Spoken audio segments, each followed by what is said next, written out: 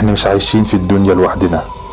العالم مليان حاجات، في منها اللي ظاهر وفي منها الخفي. الجن من الحاجات الخفية اللي مش ظاهرة لنا. قصتنا النهاردة عن شاب غصب عنه بيقتل طفل من الجن.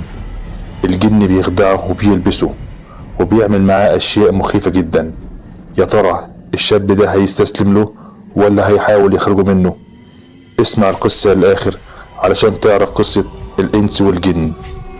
لو عجبك الفيديو اشترك في القناة وفعل زر الجرس عشان يوصلك كل جديد.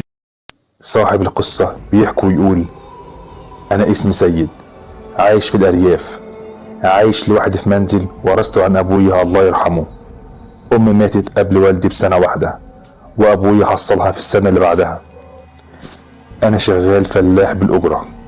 في يوم كنت راجع من الشغل وفت على ساقية كانت مهجورة ومتكسرة، والأرض كمان كانت بور، ومهما الناس تزرعها مفيش زرع بيطلع فيها.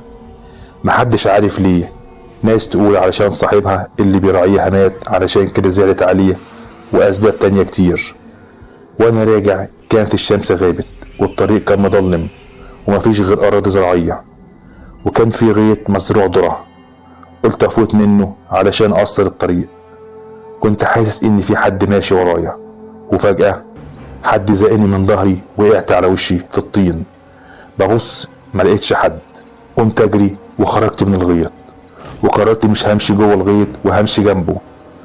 شفت واحدة ست ضخمة جدا لابسة اسود في اسود، وعلى وشها في حاجة زي طرحة سودة، واقفة ومدياني ظهرها.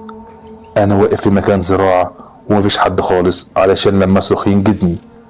أنا خلاص عرفت إن ده جن، وبكل حذر تراجعت خطوة ورا خطوة. لقيتها دخلت الذرة وكانت بتمشي على ايديها ورجليها. اتفزعت وجريت بسرعة، خرجت من الغيط. حسيت بنار في ظهري من ورا، وكأن حد جاب سيخ مولع وحطه في ظهري، وعلى أول الطريق أغمى عليا. فقت لقيتني في المستشفى وغبت عن الوعي أسبوع كامل. رجعت بيتي وفات يومين. حلمت إني واقف جوه الغيط وفي قصادي أطفال، بس كتير قوي، لكن شكلهم غريب، ودانهم طويلة وعينيهم زي الحيوانات، ورجليهم بحوافر زي الحيوانات بالظبط. وفي 5 ستات كبار في السن كانوا واقفين وراي بيراقبوني. وفي لحظة لقيت واحدة منهم زقتني على الأرض ووقعت. لما وقعت دوست على طفل صغير وكلهم صرخوا في وشي. فقت من الكابوس ده، لقيت على صدر طفل من اللي شفتهم في الكابوس نفخ في وشي. لقيتني اتشليت وحسيت اني جبل على صدري، ونفسي بدأت اخده بصعوبة. استمر الحال ده شهر. كل يوم افوق من الكابوس ده واكون مشلول من طفل من اطفال الجن. زرت الشيخ المسجد وقال لي ان الارض مش لينا احنا بس، لا، الجن كمان عايش معانا. وفي لحظة كده يا سيد بيظهروا عادي وبيكونوا في اماكن بعيدة عن البشر، بس الانسان دايما هو اللي بيسعى لهم وبيروح لهم. وعلشان كده بيأذوا البشر لانهم بيكرهوهم، وعلشان كده بيبعدوا عننا. اللي حصل معاك ده شر منهم، وانت لازم تحصن نفسك منهم بالصلاة والاذكار وقراءة القرآن. خلصت مقابلتي مع الشيخ ياسين امام المسجد ورجعت بيتي. بفتح الباب لقيت هوا سخن خبط فيا. لقيت شعر جسمي أب، واشعرت جامد معرفش ليه. بدأت ابص في كل مكان في البيت وانا قلبي مش مطمن وخايف جدا، بس ما لقيتش حاجة. عملت اكل واكلت، وانا داخل انام لقيت حد قاعد على السرير ومديني ظهره، بس كان واضح انها واحدة ست. نورت النور لقيت واحدة ست لابسة اسود في اسود ومدياني ظهرها، وسمعت صوت طالع منها بيقول لي: حسن، قرب يا حسن تعالى. لقيتني بقول لها: انت مين ودخلت هنا ازاي؟ لا تؤذيني ولا اؤذيكي. تجاهلت كلامي وكررت كلامها تاني: قرب يا حسن ما تخافش. وفجأة لفت وشها وبصت ليا، لكنها كانت ست عادية وكمان كانت جميلة. رفعت ايديها ومدتها علشان اسلم عليها. لقيتني بدون احساس بسلم عليها، وفضلنا قاعدين قصاد بعض ثواني ساكتين. وبعد كده قالت لي: انت عارف انا عملت ايه عشان خاطرك يا سيد؟ انت كنت هتموت. لقيتني بقول لها: انا ما عملتش حاجة، ومين ده اللي هيموتني؟ قالت لي: انت قتلت يا حسن طفل، فاكر ولا ناسي؟ وامه لما انت دوست عليه زقتك وكانت هتقتلك لولا انا تدخلت ودافعت عنك. انا جن يا سيد مش بشر. لقيتني بقول لها ودلوقتي عاوزة مني ايه؟ وليه كنت بتدافع عني؟ انا مش فاهم حاجة. وبعدين انا ما كنتش اقصد اقتل اي حد. بصيت له بخبث وقالت لي عندكم لما حد بيقتل حد بيقول ما كنتش اقصد اني اعمل كده. كلكم كدابين يا بني البشر، كلكم شر والشيطان بريء منكم. انتم اساس الفساد في الارض والسماء والبحار. ربنا خلقكم علشان يستبدلنا احنا الجن بقوم تانيين اللي هم انتم يا بشر، وبكرة هيتخلق قوم تانيين ويتم استبدالكم بيهم. بس انا ملعونة من معشر الجن وهربانة من قبيلتي، لو شافوني هيحبسوني ويعاقبوني بالموت والحرب. ولما شفتك اول مرة قلت بس هو ده اللي هيساعدني اهرب من قبيلتي وترد الجميل ليا. لقيتني بقول لها مش فاهم اساعدك ازاي. لقيتها بتشاور بايديها على باب اوضتي. الباب اتفتح ودخل منه قطة سودة شكلها وحش قوي وعينيها كانت حمرا دم. قالت لي خد السكينة دي واذبح القطة. لقيتني بقول لها لا مش هعمل كده. قالت لي بكل غضب انت لازم ترد الجميل والا هقتلك انا بايدي. وكان شكلها بقى غضبان ومرعب. لقيتني اخدت السكينة وبقرب من قطة، مسكتها وذبحتها، بس انا ما كنتش في وعي. اغمى عليا ولما فقت لقيت السكينة في ايدي ومفيش قطة ولا حاجة. ده انا كنت عورت ايدي وكانت بتنزف دم.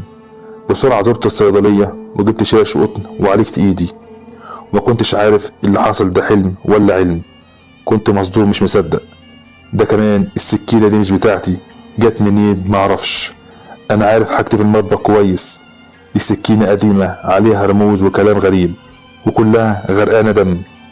اخدتها ولفتها في قماشة وشلتها، شكلها اثرية. قلت اعرضها للبيع كده واشوف هتجيب لي كام. ونسيت الموضوع واللي حصل. لما عرضت السكينة على الانترنت لقيت واحد كلمني عاوز يشتريها وهيدفع تمن كبير فيها. ولكني سألته، الفضول كان هيقتلني. سألته ايه السكينة دي وليه تدفع فيها التمن ده كله، بس مرضاش يقول لي واخدها واداني الفلوس. بعدها شفت السكينة دي في المتحف المصري، كانت واحدة شبهها. ولما قريت البوست عرفت تاريخ السكينة دي بتاعت الدجال اللي بيضحي بالقرابين للجن. والتفاصيل كانت مرعبة. علشان الجن يستحوذ على الإنسان بياخد السكينة دي ويعور بيها نفسه، والجن بيبدأ يدخل جوه الإنسان من الجرح ده. الجرح ده مش بيخف أبدا. الجن بيضمن إنه يقدر يهرب في أي وقت عن طريق إن الجرح ده ما يلمش ويبقى كده دايما مفتوح. ما كنتش مصدق اللي قريته ده. فات أسبوع والجرح مش عاوز يلم وبينزف كل لما ألمسه. مهما عملت وجبت أدوية مفيش أي تحسن خالص. في يوم كنت قاعد في بيتي لقيت 5 رجالة دخلوا قالوا لي هي فين؟ ما كنتش فاهم هما بيسألوا عن ايه. لقيتهم شالوني وواحد منهم خبطني على دماغي. فقت لقيتني مربوط في كرسي بالحبل، وفي قدامي مخلوقات مرعبة وضخمة مش بشر، ولكنهم كان فيهم واحد ضخم جسمه كله عضلات لونه اسود، عيني حمرا ورجله شبه الحيوانات. قرب علي وقال لي هي فين؟ قلت له هي مين؟ قال لي اللي عملت على ايدك كده. قلت له معرفش، دي كانت هتموتني. بص ليا بغضب ووجه مرعب، ولقيت تعابين خرجت من تحت الكرسي اللي انا قاعد عليه ولفوا على جسمي كله. وما شفتش حاجة بعد كده. فجأة لقيت حد لطشني بالقلم. فتحت عيني لقيت الشيخ اللي قابلته في المسجد. سألته ايه ده؟ انا فين؟ قال لي انا الشيخ ياسين جارك، كنت بصلي الفجر وسمعت صوت صريخك، خبطت عليك كتير ما فتحتش. كسرت الباب لقيتك واقع على الارض وايدك كانت بتنسف جامد قوي. ربطت ايدك وانت كنت مغمى عليك. ساعتين بحاول افوق فيك وما فوقتش غير لما قريت عليك قرآن والرقية الشرعية. قوم تعالى معايا نصلي الفجر، وبعدها عاوز اوريك مكان هيعجبك قوي وهترتاح فيه نفسيا. وفعلا رحنا المسجد، بس كان معاه صلاة الفجر فات والمسجد مقفول، بس الشيخ ياسين كان معاه مفتاح. فتح ودخلنا المسجد وصلينا، وبعدها مشينا ربع ساعة وعلى أول البلد وصلنا الضريح لأحد من أولياء الله الصالحين. مش فاكر بالظبط اسمه ايه، لكن هناك ارتحت نفسيا جدا. واحنا داخلين شفت راجل عجوز لحيته بيضة وجسمه كان مليان ولابس جلابية بيضة وعلى راسه عمامة. سلم علي انا بس. لقيت الشيخ ياسين بصلي وقال لي انت بتعمل ايه؟ يلا ندخل. لقيتني بقول له كنت بسلم على الراجل ده يا عم ياسين. هو انت ليه ما سلمتش عليه؟ قال لي اسلم على مين يا ابني؟ مفيش حد يا سيد، المكان فاضي. ببص ورايا لقيته واقف وبيضحك لي. وصلت عند الضريح لقيت صورة متعلقة لشخص هو نفس الشخص اللي شفته وسلمت عليه. لقيتني بقول له انا مش عارف انت هتقدر تحل مشكلتي ولا لا، بس انا جاي لك وانا يائس وتعبان وحياتي جحيم. لو تقدر تساعدني اخلص من الجحيم اللي انا عايش فيه ده هكون شاكر ليك جدا. لقيت الشيخ ياسين بيبص لي ويقول لي ما خدتش بالك من حاجة يا سيد؟ بصيت له بتركيز وقلت له ايه؟ قال لي كان في شخص واقف جنبك من شوية وهمس في ودنك بكلام انا ما سمعتوش ومشي. لما جريت وراه لقيته اختفى. انا رجعت علشان اعرف هو قالك ايه. لقيتني بقول له مين ده؟ معرفش. وبعدها بثواني سمعت صوت جوايا بيقول لي هنساعدك يا سيد، لا تيأس من روح الله. ولقيتني بقول للشيخ ياسين اللي سمعته، بصلي وابتسم وقال لي خلاص محلولة يا سيد، يلا نروح بقى. في اليوم ده كان في حاجات غريبة بتحصل في البيت، وشفت قطط كتير قوي حوالين البيت، وفي طيور الغربان كانت كتيرة جدا فوق بيتي. انا كنت مرعوب جدا. طلعت ابص بره البيت لقيت الناس بتبص وتقول ايه ده، وكلهم مذهولين من المنظر. حاجة جوايا قالت لي ما تخافش، دول هيحموك لما يظهر الشر ويدق بابك، دول جيوش الجن. انا سمعت الكلام ده طالع من جوايا من صدري. خفت اكتر وقلت مش هنام في البيت وجريت على المسجد، بس لقيته مقفول. انا فضلت قاعد هناك عند المسجد خايف اروح. تعبت ولقيتني بنام على نفسي وانا واقف والناس بتبص ليا بنظرات غريبة. عيني غفلت شوية وانا واقف بفتح عيني لقيت واحد واقف قدامي بيقول لي انت بتعمل هنا ايه يا استاذ؟ روح نام في بيتك.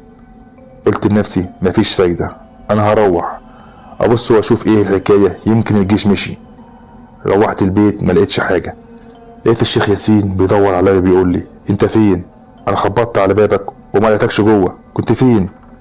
قلت له بصراحة انا خايف ادخل البيت، اصلك ما شفتش اللي حصل يا شيخ ياسين، وكمان ما سمعتش اللي انا سمعته منهم.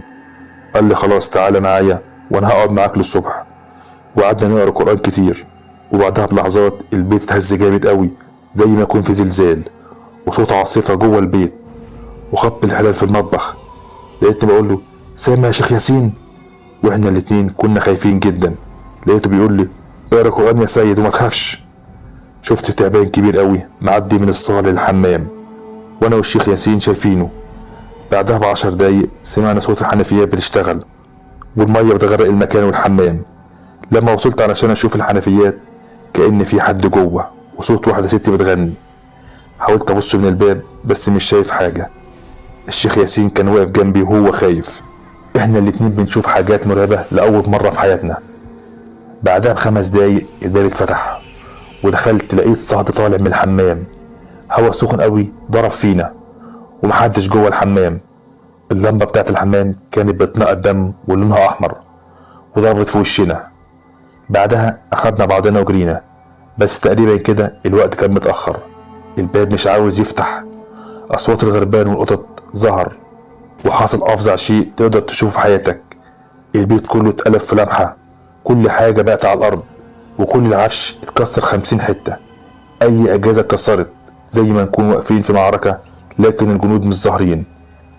الغربان كانت بتخبط في الازاز بتاع الشبيك وتكسره وتدخل وتختفي جوه، مش بشوفها.